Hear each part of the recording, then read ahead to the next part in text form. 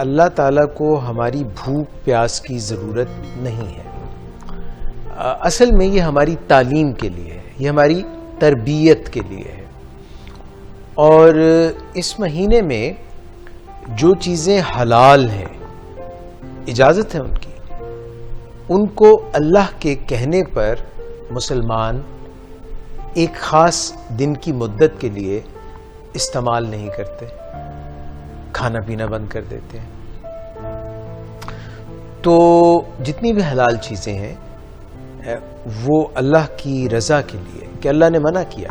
تو سب سے پہلی چیز جو ہم سیکھتے ہیں وہ ہے سرنڈر, یعنی اپنی ول اللہ کے آگے سرنڈر کر دیتے ہیں کہ اگرچہ اجازت ہے مگر کیونکہ ہم رب کو مانتے ہیں, اور رب کی ذات تک رسائی کیسے ممکن ہے؟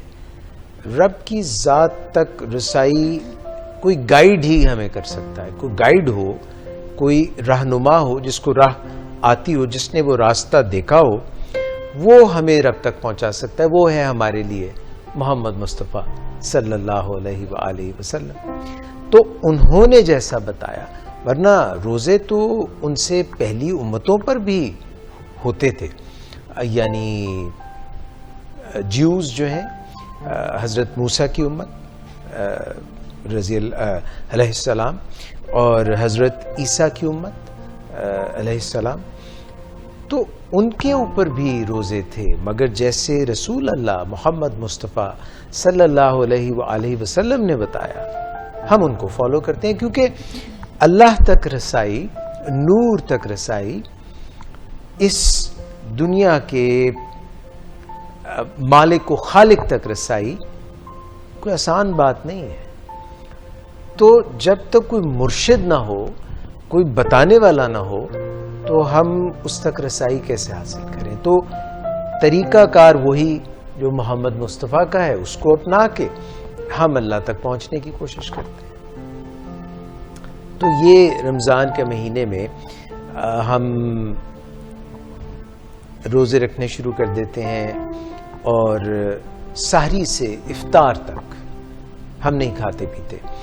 اور یہ کبھی سردیوں میں آ جاتے ہیں, کبھی برسات میں, کبھی خزاں میں, کبھی بہار میں, کبھی جاڑے میں, کبھی چھوٹے کبھی بڑے.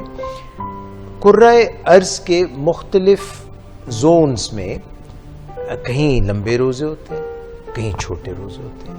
دن جتنا بڑا ہوتا ہے اتنے لمبے روزے ہو جاتے ہیں. تو یہ جو کھانے کی ونڈو ہے, یہ آج کل جیسے پاکستان میں 6:30 بجے لگ بھگ لاہور میں روزہ افطار ہو جاتا ہے, اور تقریباً 4 بجے یہ روزہ سحری ختم ہو جاتی ہے.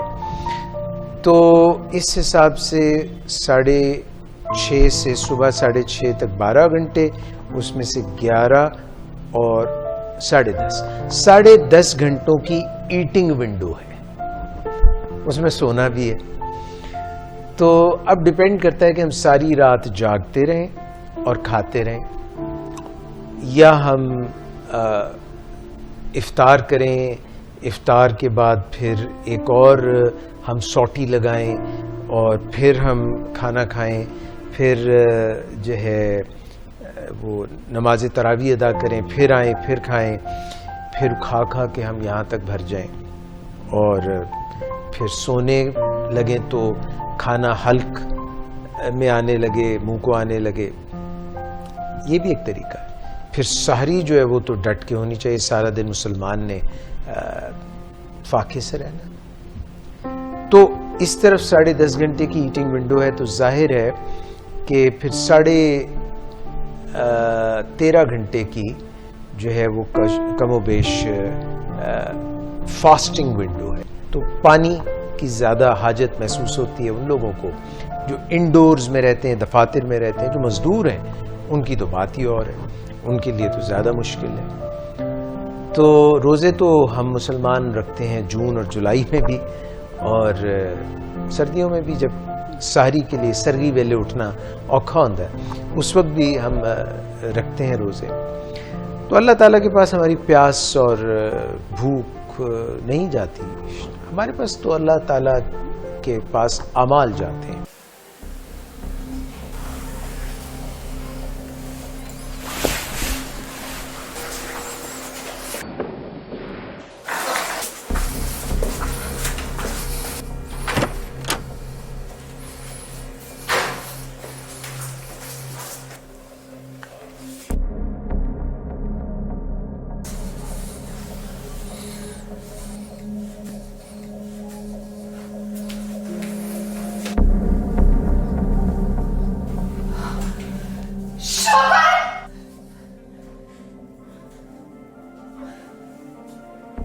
شراب نوشی کی وجہ کردار کی خرابی نہیں، موڈ کی خرابی ہے۔ شراب نوشی کبھی بھی نشے کی بیماری میں بدل سکتی ہے۔ نشے کی بیماری ہر سٹیج پر قابل علاج ہے۔ مدد حاصل کیجیے، کیونکہ وہ ایسا نہیں کرے گا۔ ولنگ ویز سے مدد حاصل کیجیے، کہیں سے بھی مدد حاصل کیجیے، لیکن فوری مدد حاصل کیجیے۔ جس معجزے کے انتظار میں آپ نے بہت دیر کر دی، اب وہ دستک دے رہا ہے۔ مدد حاصل کیجیے، مدد حاصل کیجیے، مدد حاصل کیجیے۔